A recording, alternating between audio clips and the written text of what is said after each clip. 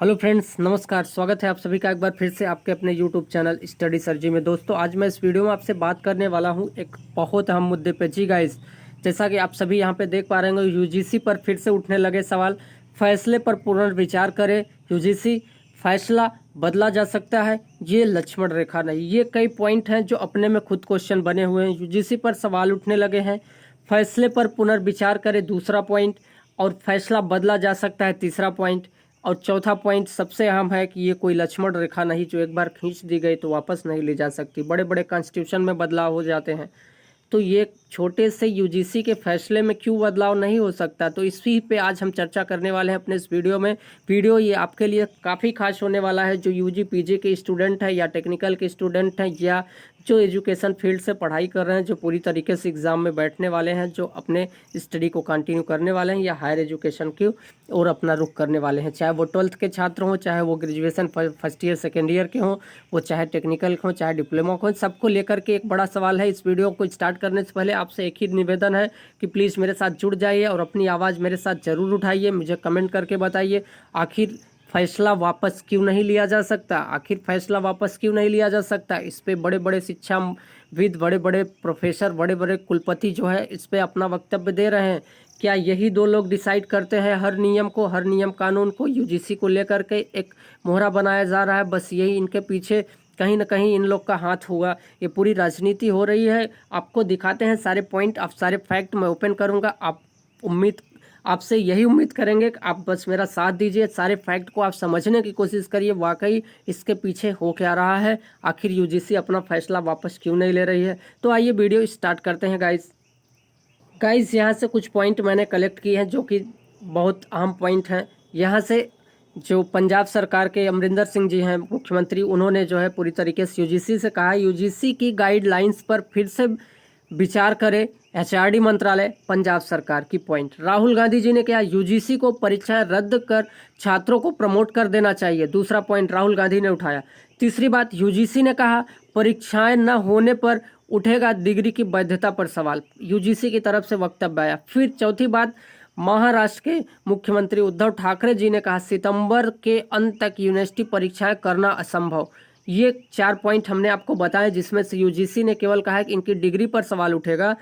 पंजाब सरकार ने यहाँ पे कहा है, कांग्रेस के राहुल गांधी अध्यक्ष, पूर्व अध्यक्ष से उन्होंने कहा है, यहाँ पे महाराष्ट्र सरकार के मुख्यमंत्री जी ने कहा है। तो 3 लोग कहीं ना कहीं यूजीसी के फैसले को पुनर्विचार करने को कह रहे हैं। कुछ और पॉइंट मैं आपको दिखाता हूँ, फिर बात करते हैं, लंबी चर्चा इस पर।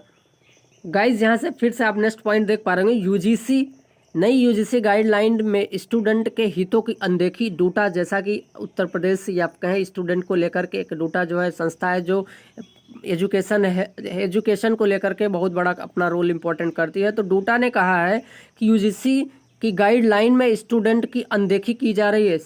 नेक्स्ट पॉइंट पे बात करें तो शिक्षाविदों ने यूजीसी से कहा परीक्षा कराने को लेकर दोबारा विचार करे। सोचते चलिए आप, कितनी बड़ी बातें निकल के आ रहे हैं। फिलहाल यूजीसी की बातें जैसा हमने आपको कहा था, फिर वही नेक्स्ट पॉइंट आके यहाँ पे रिवाइज हुए। तो और 1-2 पॉइंट आपको दिखाते हैं। गाइस यहाँ से आप देख पा रहे होंगे, यूजीसी की नई गाइडलाइंस पर फिर से विचार करें एचआरडी मंत्रालय। पंजाब उच्च शिक्षा मंत्री तृप्त रजिंदर सिंह बाजवा ने इस बात को कहा है पूरी तरीके से कि आप जो है यूजीसी फिर से विचार करें। वहाँ के पंजाब के उच्च शिक्षा मंत्री जी हैं, लेकिन यूजीसी को अभी किसी तरीके का कोई जो है फर्क नहीं पड़ रहा है।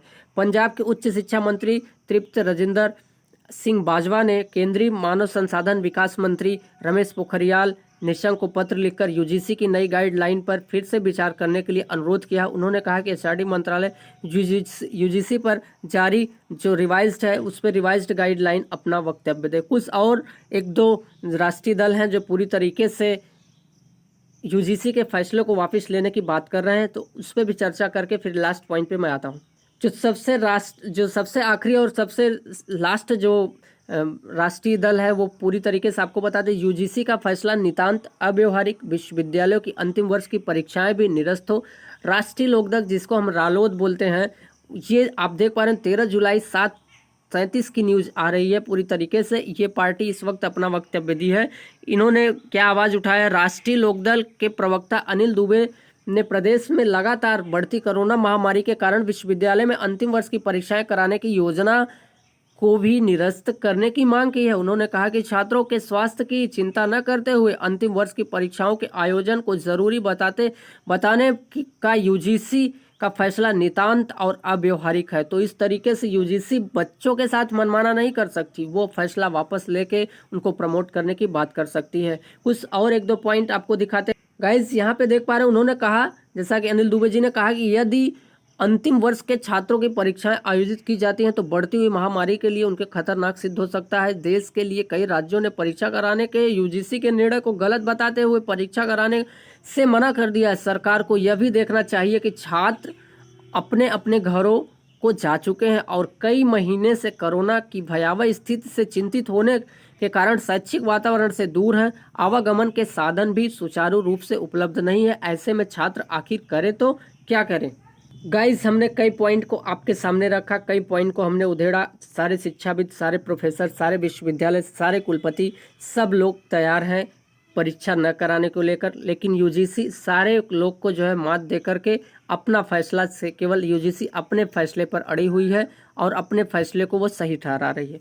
यहाँ जितने भी प्रोफेसर, कुलपति, शिक्षाविद बैठे हैं, सबका मानना है कि ऐसी सिचुएशन में पेपर नहीं हो सकता, लेकिन यूजीसी अपने पर अड़ी हुई है। और सबसे बड़ी बात, मैं प्रीवियस वीडियो में बताया था, इसमें भी बता दे रहा हूँ, यहाँ पे कहीं ना कहीं बहुत बड़ी बात छिपाई जा रही है स्टूडेंट के साथ। बहुत बड़ा समझिए कि राजनीति की जो पक्ष है वो पूरी तरीके से बच्चों पर उतारा जा रहा है।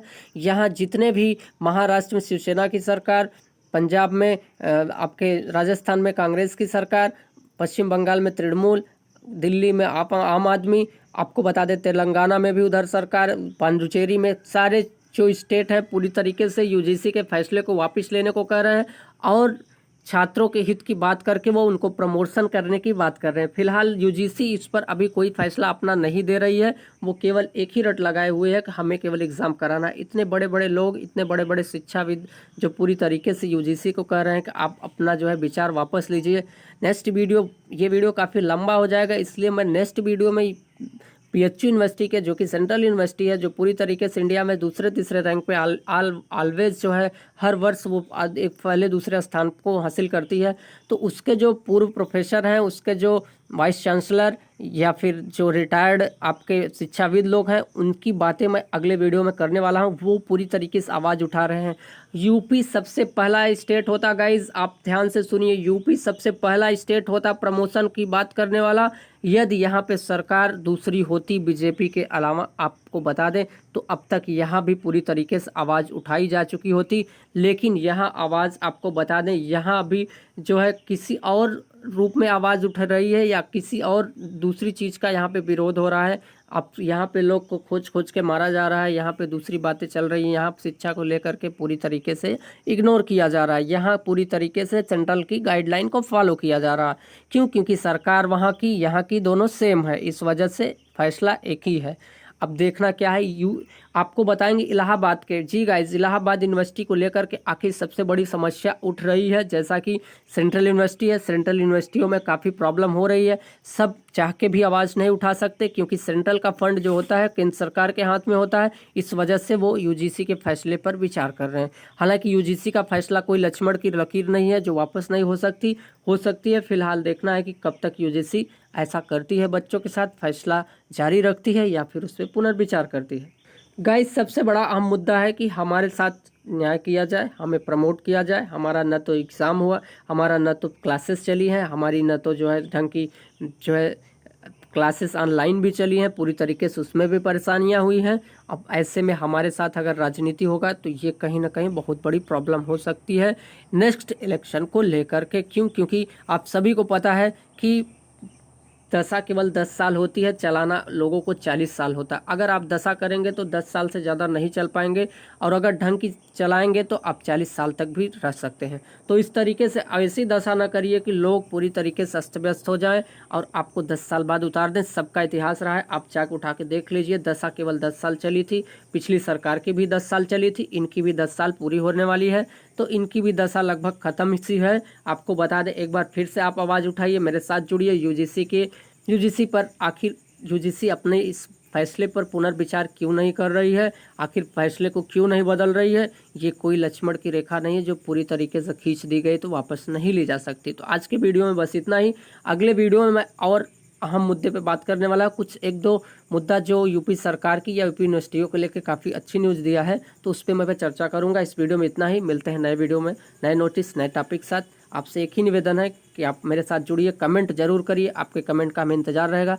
थैंक यू लास्ट तक वीडियो देखने के लिए। जय हिंद, वंदे मातरम।